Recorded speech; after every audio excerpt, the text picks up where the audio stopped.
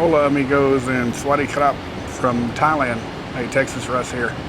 And I'm standing here at Bumrungrad International Hospital at a thorough examination. And I got some good news and some not so good news. But anyway, we're gonna get into that here in a minute. Got a comprehensive examination, poke prodded, but not probed.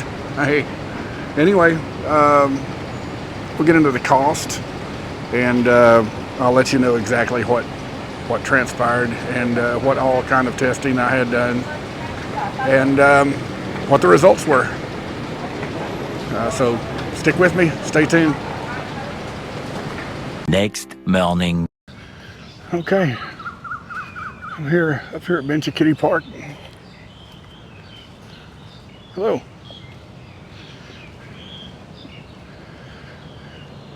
So my first trip to the park here in Bangkok. It might be a good place to do a walking vlog. Kind of tell you a little bit about my experience with the hospital stuff yesterday. I went in for a comprehensive exam, and man, was it thorough. I got a vision test, I've got chest x-rays, I got a sonogram on my stomach, blood work, colon screening, urinalysis, stool sample. No, I didn't just toss on my underwear. It was a good idea. Since I'm planning on moving here to Bangkok, I wanted to, or not Bangkok, but I'm planning on moving here to Thailand, and really wanted to do a thorough physical examination, get a screening done. Man, nobody wants to work. You don't want to work your whole life and retire and die immediately. So I'd kind of like to, which way did it go? I'd kind of like to live another 20 or 30 years maybe. Just turned 59. 20 years would probably do me good. I think anything after that, I probably wouldn't be too physically able to enjoy the next years, but you never know. I plan on getting in shape here. Some of y'all probably hadn't realized it, but I'm fat.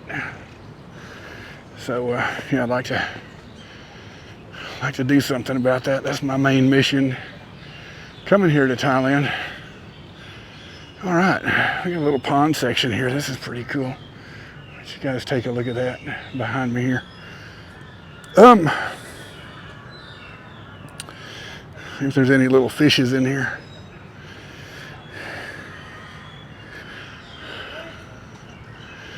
No. So anyway, I came here hoping to retire, get in shape, not have to work so hard. I mean, believe it or not, the hard work that I'm doing here in Texas is the reason I'm not in better shape. What follows is a brief construction montage.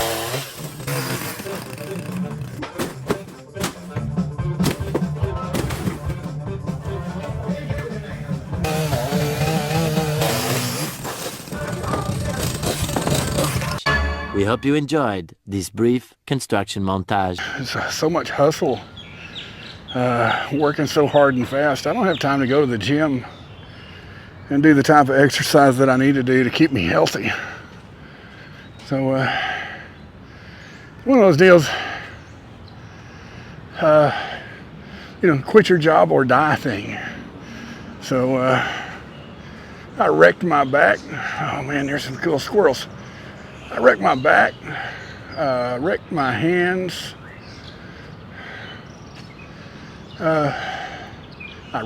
ruined my heart, man. Just working too stinking hard. So here I am. and wanted to go to the hospital here in Bangkok and get my my testing done, and it's a good thing I went. It wasn't all good news. Stress test had anomalies that makes them want me to go get an angiogram. I think there may be some blockage. Even as fat as I am, I'm skeptical about that. 'Cause man, I work in the sun. I work in the extreme heat. I don't know anybody who works as hard as I do, outside, inside. Doesn't make me any difference. Work inside with no utilities, cleaning carpet, a lot of years, sweating all the potassium on my system, which is what wrecked my heart, by the way.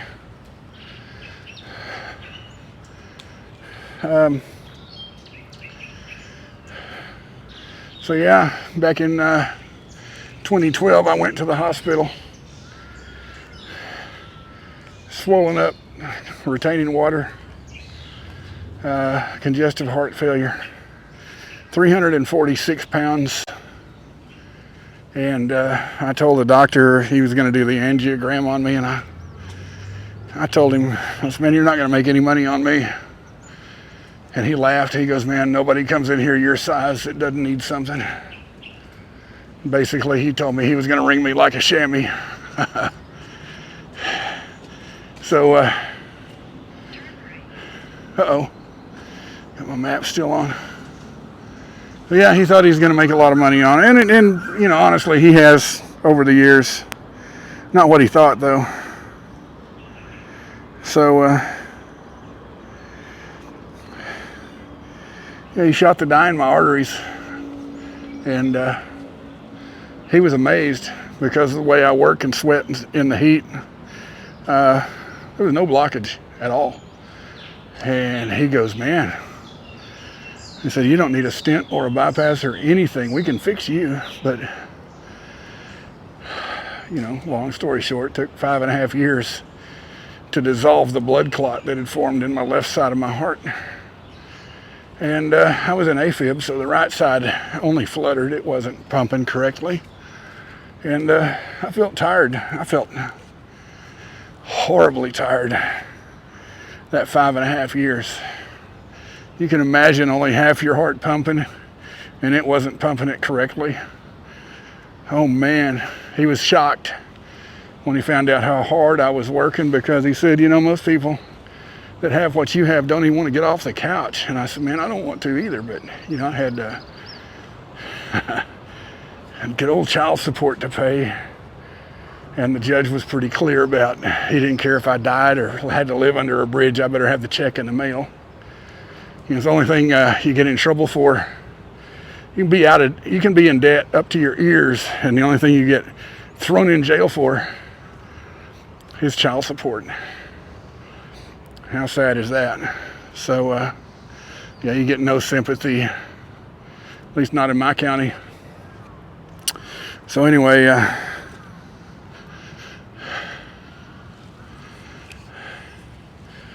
put in the time, 39 years in business, and decided, you know, I put in the time, 39 years in business, and I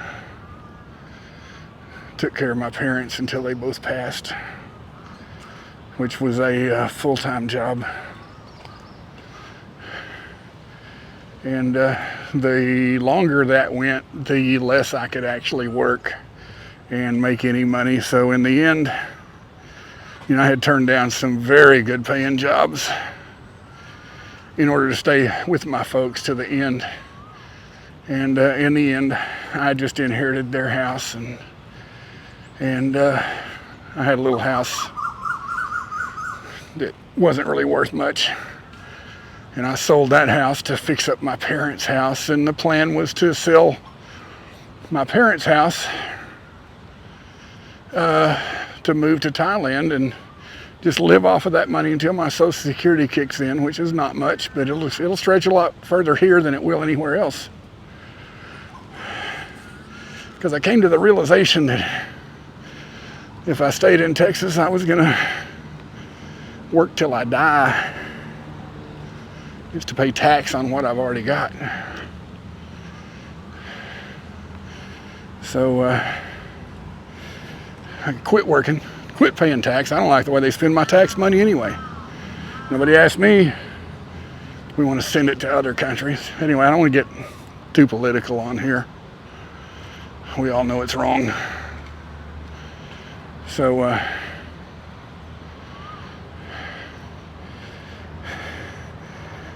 yeah, I figured out a way to stop working, stop paying taxes, stop supporting all this garbage our government does that I don't appreciate. And not only that, I come over here and I love my life here. It's so easy to make friends.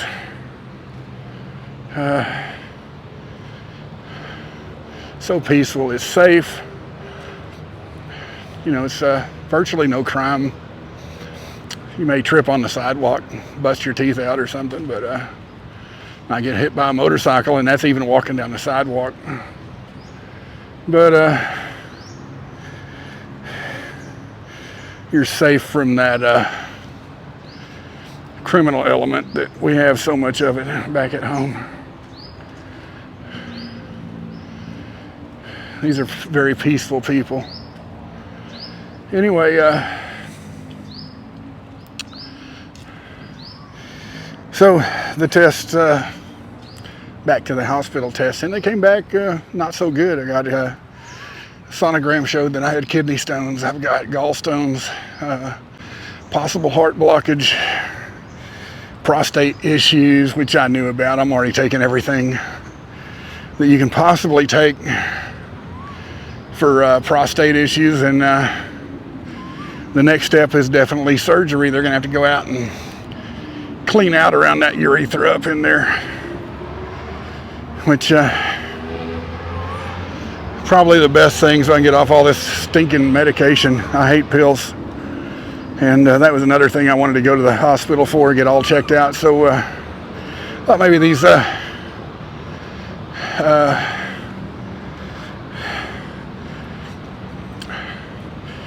Thai doctors could get me off of a lot of this stuff. You know, in Texas, they put you on blood pressure medicine, and they tell you, man, don't eat grapefruit. You know why? Because grapefruit will lower your blood pressure. In Thailand, they don't put you on blood pressure medicine. They say, eat a grapefruit every morning. So, you know, I like that. To me, that's a lot better than taking a pill. It's like, eat right. Okay. I come here, and generally I eat just about anything I want also. And end up losing 10 pounds a month. That's eating a lot of coconut ice cream, and Thais are big on sugar. I try not to drink a lot of their drinks because they put so much stinking sugar in it, but they buy soup, buy a bowl of noodles, and they put a scoop of sugar in it. And you look at these people, man, they're small. Not too many. There's some fat Thai people, but not too many. So anyway, I just want to make the most out of the years I've got left. So I come here, go to the hospital, get all checked out. We're going to take care of all these issues. And was planning on selling everything and moving, but my business is doing good.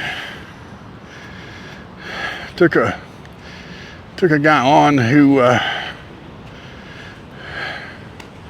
was going to buy me out, and I opened up my business and gave him a partnership. Made him a stupid, crazy offer as a partner that he didn't have to buy in, but I wanted him to be able to make enough money to, you know, give me a big down payment, and then I was going to finance it to him interest-free and fix him up so he didn't fail. And you know, I want the guy to succeed, and I want my customers that I've established for 39 years. I want them to be happy and taken care of also. So I think I'm a pretty good businessman because my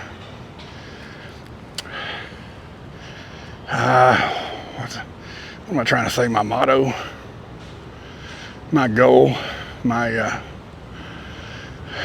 the way I structure my business, I guess, is something I've always said is a good businessman makes a good business deal for all parties involved. So I wasn't just trying to get a bunch of money, run off, and have him, stuck with a bunch of equipment that ain't working. Want the guy to succeed. Want my customers to be happy with him taking over the business. And man, the business partnership has worked out so good. Unbelievably good. So we're talking about continuing that.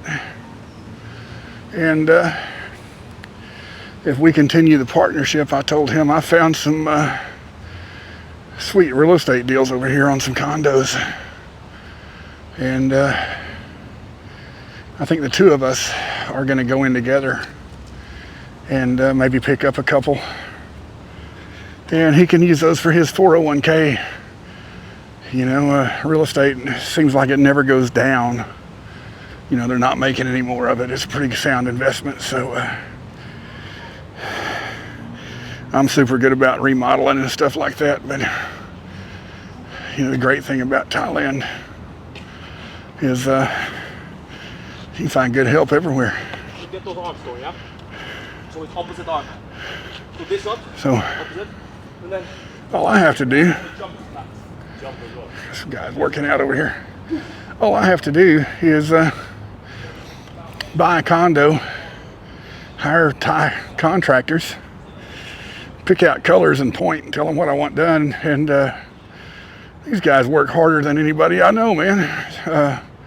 10-hour days, 6 days a week is average. That's what the average Thai person does for next to nothing. So I'm here to do a little good. I would like to, pay a little better than average anyway.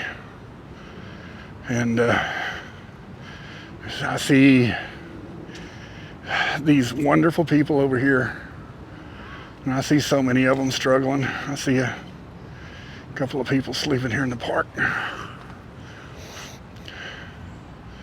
which, may be cool. I don't know. Maybe they work here and they're just taking a break, but it doesn't look that way. But I see so many people that could use a little help. And something I figured out. Went through a divorce back in 1998. I hit rock bottom, and what really made me feel good, the only thing that made me feel good, was knowing that somebody else had it worse than me, and try to help them out a little bit. So since my parents died, my mother died it'd be 5 years ago in February. And I had to put my dad in a home so that I could take care of her. So he was pretty much taken care of from that point on. But shortly after she died, immediately after she died, I was able to get out and go back to work and build up the carpet business. And suddenly I went from rock bottom. I was at rock bottom for like 20 years too, with the health problems, the divorce, the child support. Lost everything I had. Then taking care of the parents. So yeah, I was rock bottom for about 20 years, and all of a sudden all those expenses were gone. at once, and my health was back on track, and I was able to get out and go to work and keep all the money that I made for the first time, and I was able to do some good with it. So yeah, I was already used to not having anything, so I found a charity that man, it's a great cause, but it's such a bad subject. I hate to even bring it up because I'm sure we're going to get into that eventually, because I'm still going to continue that charitable work. I think when I get myself established over here, get my housing finished, and when I do finally decide to sell the house and everything, I'll have mine. But I can't be that selfish to just look at some girl that needs a knee operation and say, don't worry, girl, I've got mine. I got to help them. And I'm going to see what kind of good I can do. Oh man, this is a gorgeous tree here. Wow, that's amazing. I'm gonna stop this camera and flip it around real quick so you can see. Maybe you can see it behind me, but my screen is so small, I don't think I can do it justice. I really can't see that good. So we'll stop it. I want to take a picture of this real quick. All right, look at the size of that. It's a beautiful tree, and the shape of it. Wow, there's no telling how old that thing is. I don't know, you never know in Thailand. It could be 6 weeks old around here. Things tend to grow fast. You can spit a seed on the sidewalk over here and it grows, and the dirt doesn't look good. Anyway, check out this tree. Isn't that amazing? I'm gonna have to, there's some type of animal under there. It looks like a little Thailand squirrel. They're a little more friendly than Texas squirrels.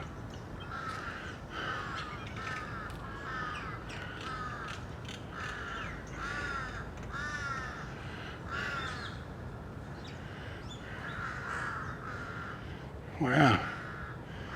Hear those birds? Sounds like when you're walking in front of the bars and the massage places over here, all the Thai ladies say, "Welcome, ka, ka." All you hear is ka, ka. You guys from Thailand, tell me if that's not true. All right, I'll flip it back around now. It's called the old rain tree. Said it's under recovery. Thailand is definitely my happy place.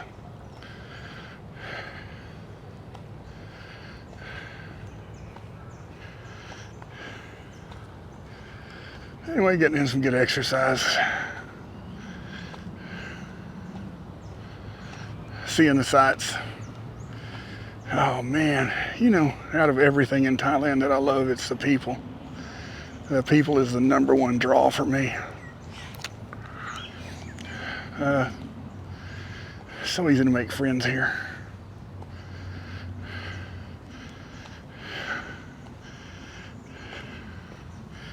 Man, and I'll give you for instance. My plane landed Wednesday morning about 5 a.m.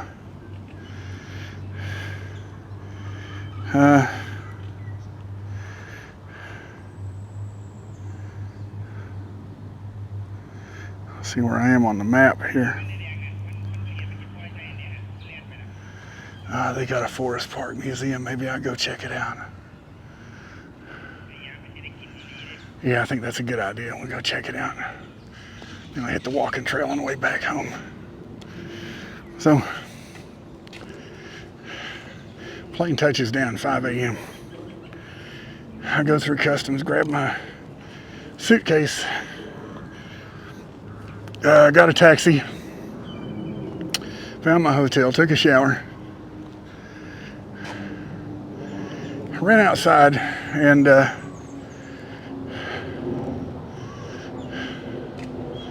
went walking around my block before 6 a.m. Ran into a guy on the sidewalk down on Nana Street, and had on my hat. This guy makes a comment about my hat, and I stopped, talked to him for a few minutes, and he offers to buy me a beer. Yeah, he's sitting he's sitting on a bar stool on the sidewalk. A little bar over there on Nana Street has a pass-through window, and just on the other side of the window is a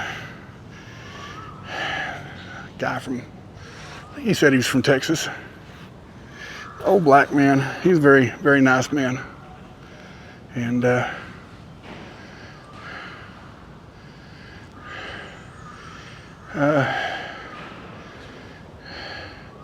this guy's name is Aussie John that I was talking to. And we started trading insults and jokes and talking about politics and women, and became very good friends quickly, along with his 3 buddies. He had 2 Englishmen there. One of those big old muscled up guy with the tribal tattoos all over his shoulders and arms and everything. Another guy was from, he's a Jew from Connecticut, and that guy was a character. Oh man. But I sat there and had some morning beers. I'm still on Texas time, don't judge me. We all became good friends in just a few minutes. And I've seen Aussie John a couple of times since. Very nice guy. Hope he gets to see my channel one of these days. I should have got his phone number. And then just a few minutes later, I met Big, my tuk-tuk driver from Bangkok. He was walking down the street. He actually bumped into me and recognized me. Super nice guy. I'll throw his picture up for you. Anyway, I think I'm going to hang this up for a little while, start on it again after a while.